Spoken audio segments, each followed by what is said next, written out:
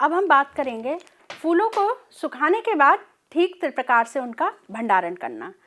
सारे चरणों में ये चरण सबसे छोटा है, परंतु छोटे के साथ साथ ये बहुत ही महत्वपूर्ण चरण है, क्योंकि एक बार सूखे फूलों को अगर हमने सही से भंडारित नहीं किया तो उसमें मॉइस्चर आ जाएगा, उसमें नमी पकड़ लेगी और उसके साथ ही उसमें कवक और कीट दोनों ही लगना शुरू हो जाएंगे और फिर वह पंखड़ी या फूल उत्पाद बनाने लायक नहीं रहता है। और यदि हम किसी तरीके से उत्पाद बना भी लें तो वह टिकाऊ नहीं रहता है, उसमें किसी ना किसी तरीके का माइक्रोबियल प्रकोप हो ही जाता है, कवक का या फिर कीटों का। कीटों में मुख्यतः बुकलाइस या फिर जो कपड़े के में लगने वाली मछलियाँ होती हैं, इस तरीके के छोटे कीट या घुन इसको उत्पादों को नुकसान पहुंचा सकते हैं। तो सही भंडारण हेतु हमको क्या करना है, अगर हमने फूलों को कैसे भी फूल, चाहे वो हमने प्रेस ड्राइंग दाब विधि से सुखाए हो, हमें हर तरीके के फूलों को अलग अलग रंगों के हिसाब से अलग अलग डिब्बों में बंद कर देना है। ये डिब्बे हवाबंद एयर टाइट होने चाहिए और अगर हो सके तो जो सिलिका जेल की बोतल है उसको आप फिर से दोबारा प्रयोग में लाएं, क्योंकि इसमें सिलिका जेल कहीं ना कहीं लगा रहता है और नमी अगर गलती से आ भी रही है तो वो सिलिका जेल का डिब्बा नमी को तुरंत सोख लेगा।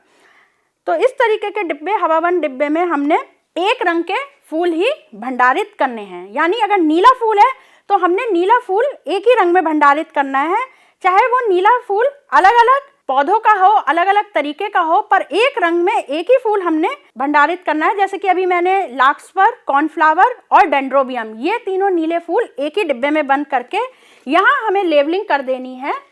या ब्लू, इसको मार्क कर देना है लिख के कि नीला या ब्लू। ये हमको इस तरीके से करने के बाद इस तरीके से हमारे पास एक कपड़े की गोली जो लगाते हैं, कपूर की गोलियां जो कपड़ों में लगाते हैं, उसका प्रयोग करना है। इन गोलियों में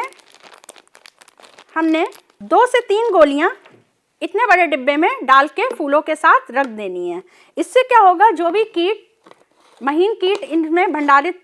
कीट होते हैं, वे इसमें नेपथलीन गोली से नहीं लगेंगे। अब ये आप बात करेंगे कि हमने अलग अलग रंगों में को अलग अलग डिब्बों में क्यों भंडारित किया है। वे इसलिए कि जब हम उत्पाद बनाते हैं तो हमें एक कलर प्रणाली को अपनाना होता है और जब तक हमारे पास पेटल्स या फिर पंखुड़ियाँ अलग अलग रंगों में अलग अलग डिब्बों में नहीं होगी तो उस टाइम पे उत्पाद बनाते हुए हमारा टाइम बहुत ज़्यादा खराब होगा, जिससे लागत और लाभ दोनों पे असर पड़ेगा, क्योंकि हम लागत में श्रम का भी पैसा जोड़ते हैं कि 1 मिनट में आपने या 1 घंटे में आपने क्या उत्पाद कितनी मात्रा में बनाए। तो ये सबसे इम्पॉर्टेंट चीज़ है जो आपको कलर वाइज सेपरेट करनी है, कलर वाइज अलग करनी है, ताकि ये आपका टाइम बचा सके। इसके बाद आपने जितनी मात्रा में फूल पंखुड़ियाँ चाहिए डिब्बे से उतनी ही पंखुड़ियाँ निकालें और उत्पाद बनाने के बाद आपने तुरंत उसको अलग डिब्बे में फिर से बंद कर देना है,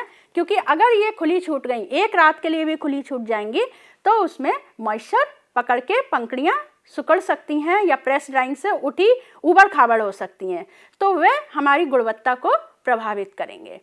तो आज हमने बात करी फूलों के, सूखे फूलों को भंडारित करने के लिए, और अगर हम इस चीज़ को अपनाएंगे तो निश्चितता तौर पे हम अलग अलग तरीके के गुणवत्ता युक्त उत्पाद बना सकते हैं।